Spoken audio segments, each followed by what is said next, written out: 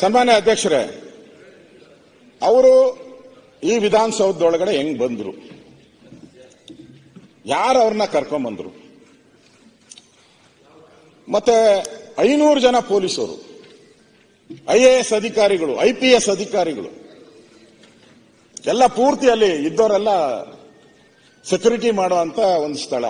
ಎಲ್ಲೋ ಗಲ್ಲಿಯಲ್ಲಾಗಿದ್ರೆ ನಾವು ನೋಡಿಲ್ಲ ಅಂತ ಹೇಳ್ಬೋದಾಯ್ತು. ಇಂಥ ಒಂದು ಪವಿತ್ರ ಸ್ಥಳದಲ್ಲಿ ಪಾಕಿಸ್ತಾನ ಜಿಂದಾಬಾದ್ ಅಂತಾರೆ ಅಂತ ಹೇಳಿದ್ರೆ ಅವ್ರಿಗೆ ಎಷ್ಟು ಧೈರ್ಯ ಇರಬೇಕು, ಎಷ್ಟು ಧೈರ್ಯ ಇರಬೇಕು ಅವ್ರಿಗೆ, ಎಷ್ಟು ಧೈರ್ಯ ಇರಬೇಕು. ನನಗನ್ಸ್ತೈತೆ ನಾವು ಯಾವ ಮುಖ ಇಟ್ಕೊಂಡು ನಮ್ಮ ಸೈನಿಕರಿಗೆ ನಾವು ಮುಖ ತೋರ್ಸೋಣ. ಇವತ್ತು ಪಾಕಿಸ್ತಾನದ ಗಡಿಗಳಲ್ಲಿ ನಮಗೋಸ್ಕರ ಪ್ರಾಣ ಕೊಡ್ತಾ ಇದ್ದಾರೆ. ಅವರು ಜೀವದ ಹಂಗನ್ನ ತೊರೆದಿದ್ದಾರೆ. ಲಕ್ಷಾಂತರ ಜನ ಪ್ರಾಣ ಕೊಟ್ಬಿಟ್ಟಿದ್ದಾರೆ. ಪಾಕಿಸ್ತಾನ ಜಿಂದಾಬಾದ್ ಅಂದ್ರೆ ಅಲ್ಲೇ ಗುಂಡಾರಿಸ್ತಾರೆ ಅವ್ರ ಮೇಲೆ. ಇಲ್ಲಿ ವಿಧಾನಸೌಧದಲ್ಲಿ ಬಂದು ಹೇಳ್ತಾರೆ ಅಂತಂದ್ರೆ ಏನು ಇಲ್ಲ. ರೆಡ್ ಕಾರ್ಪೆಟ್ ಹಾಕಿದ್ರು, ರೆಡ್ ಕಾರ್ಪೆಟ್ ಅವ್ರನ್ನ ಎಸ್ಕೇಪ್ ಮಾಡಿದವ್ರು ಯಾರು? ಅವ್ರಿಗೆ ವೆಹಿಕಲ್ ಅರೇಂಜ್ ಮಾಡಿಕೊಟ್ಟವ್ರು ಯಾರು ಹೋಗಕ್ಕೆ? ಇಷ್ಟೆಲ್ಲ ಘೋಷಣೆ ಕೂಗಿದ್ರು ಕೂಡ ಯಾವ ಅಧಿಕಾರಿನೂ, ಪೊಲೀಸ್ ಅಧಿಕಾರಿ ಅವ್ರ ಮೇಲೆ ಏನು ಕೇಸೇ ಮಾಡಲಿಲ್ಲ. ಅಂದ್ರೆ ಒಂಥರ ನೋಡಿದ್ರೆ ಈಗ ನಾನು ಹೇಳೋದು ನಜೀರ್ ಹುಸೇನ್ ಅವರು, ನಾಸೀರ್ ಹುಸೇನ್, ಸೈಯದ್ ನಾಸೀರ್ ಹುಸೇನ್ ಅವ್ರದ್ದು ಮಾತು ಬೇರೆಯವ್ರದ್ದಾದಾಗ ಬೇರೆ ಚಂದ್ರಶೇಖರ್ ಇದ್ರು, ಇನ್ನೊಬ್ಬರು ಕ್ಯಾಂಡಿಡೇಟ್ ನಿಮ್ ಶಿಷ್ಯ, ಅವ್ರದ್ದು ಘೋಷಣೆ ಯಾರು ಕೂಗಿಲ್ಲ. ಬೇರೆ ಇನ್ನು ನಮ್ಮ ಪಾರ್ಟಿಯವರು ಗೆದ್ರು, ನಾವು ಭಾರತ್ ಮಾತಾ ಕಿ ಜೈ ಅಂತಾನೆ ಘೋಷಣೆ ಕೂಗಿದ್ದೀರಿ. ಇವ್ರ ಹತ್ರನೇ ಯಾಕೆ ಕೂಗ್ಬೇಕು? ಯಾರು ಕರ್ಕೊಂಡ್ಬಂದವ್ರು ಇವ್ರನ್ನ? ಹಂಗಾರೆ ಅಷ್ಟು ವೈಫಲ್ಯನ ಪೊಲೀಸು ಕಾನೂನು ಸುವ್ಯವಸ್ಥೆ ರಾಜ್ಯದಲ್ಲಿ ಇದೆಯಾ? ರಾಜ್ಯದಲ್ಲಿ ಹಾಳಾಗೋಗಿರೋದಕ್ಕೆ ನಾನು ಹೇಳ್ತಾ ಇರೋದು. ಇಷ್ಟು ಜನ ಪೊಲೀಸು, ಇಷ್ಟು ಜನ ಅಧಿಕಾರಿಗಳು ಎಲ್ಲ ಇದ್ದು ಬಂದು ಕರ್ನಾಟಕದ ಆತ್ಮ, 7.5 ಕೋಟಿ ಜನರ ಆತ್ಮ ಇರುವಂತ ಈ ಒಂದು ವಿಧಾನಸೌಧದಲ್ಲಿ ಪಾಕಿಸ್ತಾನ ಕರ್ತಾರೆ. ಇನ್ನೇನು ಸೇಫ್ಟಿ ಇದೆ ನಮ್ಗೆ? ಇನ್ನೆಲ್ಲಿ ಸೇಫ್ಟಿ ಇದೆ? ಪಾರ್ಲಿಮೆಂಟ್ ಯಾರು ಪಾಕಿಸ್ತಾನ ಜಿಂದಾಬಾದ್ ಅಂತ ಕೂಗಿಲ್ಲ, ಯಾರು ಕೂಗಿಲ್ಲ. ನೀವು ಕೂಗಬಹುದು ಅಷ್ಟೇ, ಅವ್ರನ್ನ ನೀವು ಕೂಗ್ಬೋದು ಅಷ್ಟೇ. ಅವ್ರು ಮಾತಾಡ್ತಾರೆ, ಅವ್ರು ನೋಡಿ ಅವ್ರು ನೀವು ಅವನನ್ನು ಕೂತ್ಕೊಳ್ಳಿ, ನಿಮಗೆ ಸಮರ್ಥನೆ ಮಾಡ್ತೀರಿ.